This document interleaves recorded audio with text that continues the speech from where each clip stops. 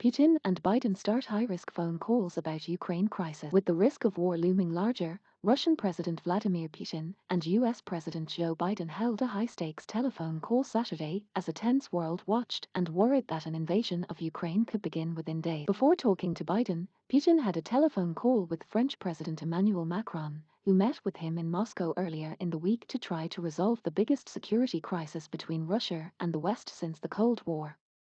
A Kremlin summary of the call suggested that little progress was made toward cooling down the tensions. In a sign that American officials were getting ready for a worst-case scenario, the United States announced plans to evacuate its embassy in the Ukrainian capital, and Britain joined other European nations in urging its citizens to leave Ukraine. Russia has massed well over 100,000 troops near the Ukraine border and has sent troops to exercises in neighboring Belarus, but denies that it intends to launch an offensive against Ukraine. The timing of any possible Russian military action remained a key question. The U.S. picked up intelligence that Russia is looking at Wednesday as a target date, according to a U.S. official familiar with the finding. The official, who was not authorized to speak publicly and did so only on condition of anonymity, would not say how definitive the intelligence was. The White House publicly underscored that the U.S. does not know with certainty whether Putin is committed to invasion. However, U.S. officials said anew that Russia's buildup of firepower near Ukraine has reached the point where it could invade on short notice. A Kremlin statement about the Putin-Macron call referred to provocative speculations about an allegedly planned Russian invasion of Ukraine.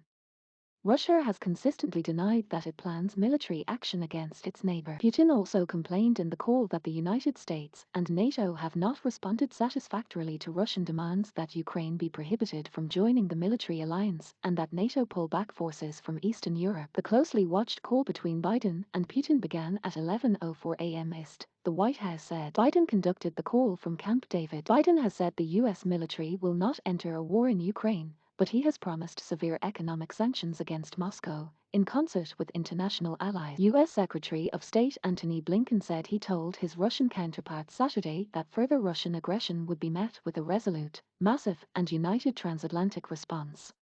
Meanwhile, Ukrainian President Volodymyr Zelensky tried to project calm as he observed military exercises Saturday near Crimea, the peninsula that Russia annexed from Ukraine in 2014. "We are not afraid, we're without panic, all is under control," he said. U.S. Defense Secretary Lloyd Austin and his Russian counterpart, Sergei Shoigu, also held telephone discussions on Saturday. UK troops that have been training the Ukrainian army also plan to leave the country. Germany, the Netherlands, and Italy called on their citizens to leave as soon as possible. A State Department travel advisory on Saturday said most American staff at the Kyiv embassy have been ordered to leave, and other U.S. citizens should depart the country as well. Further U.S. Russia tensions arose on Saturday when the Defense Ministry summoned the U.S. Embassy's military attache after it said the Navy detected an American submarine in Russian waters near the Kuril Islands in the Pacific. The submarine declined orders to leave, but departed after the Navy used unspecified appropriate means, the ministry said. Adding to the sense of crisis, the Pentagon ordered an additional 3,000 U.S. troops to Poland to reassure allies. Biden's national security advisor, Jake Sullivan, said Americans in Ukraine should not expect the U.S. military to rescue them in the event that air and rail transportation is severed after a Russian invasion. Several NATO allies, including Britain, Canada, Norway, and Denmark, also asked their citizens to leave Ukraine, as did non-NATO ally New Zealand. Sullivan said Russian military action could start with missile and air attacks, followed by a ground offensive. Russia has all the forces it needs to conduct a major military action, Sullivan said, adding that Russia could choose, in very short order, to commence a major military action against Ukraine. He said the scale of such an invasion could range from a limited incursion to a strike on Kyiv, the capital. Russia scoffed at the U.S. talk of urgency. "The hysteria of the White House is more indicative than ever," said Maria Zakharova, a Russian foreign ministry spokeswoman. "The Anglo-Saxons need a war at any cost. Provocations, misinformation, and threats are a favorite method of solving their own problems."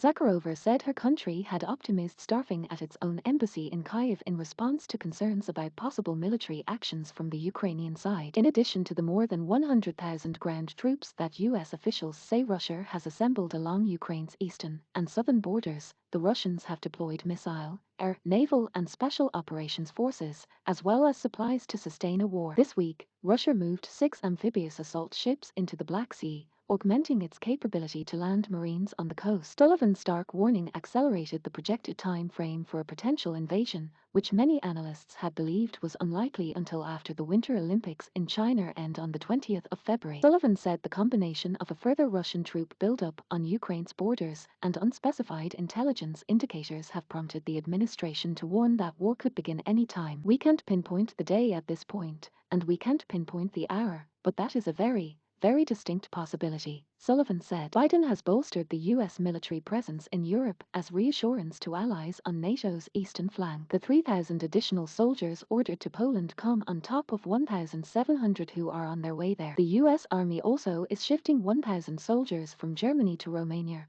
which like Poland shares a border with Ukraine. Russia is demanding that the West keep former Soviet countries out of NATO. It also wants NATO to refrain from deploying weapons near its border and to roll back alliance forces from Eastern Europe, demands flatly rejected by the West. Russia and Ukraine have been locked in a bitter conflict since 2014, when Ukraine's Kremlin-friendly leader was driven from office by a popular uprising. Moscow responded by annexing the Crimean Peninsula and then backing a separatist insurgency in eastern Ukraine, where fighting has killed over 14,000 people. A 2015 peace deal brokered by France and Germany helped halt large-scale battles, but regular skirmishes have continued, and efforts to reach a political settlement have stalled.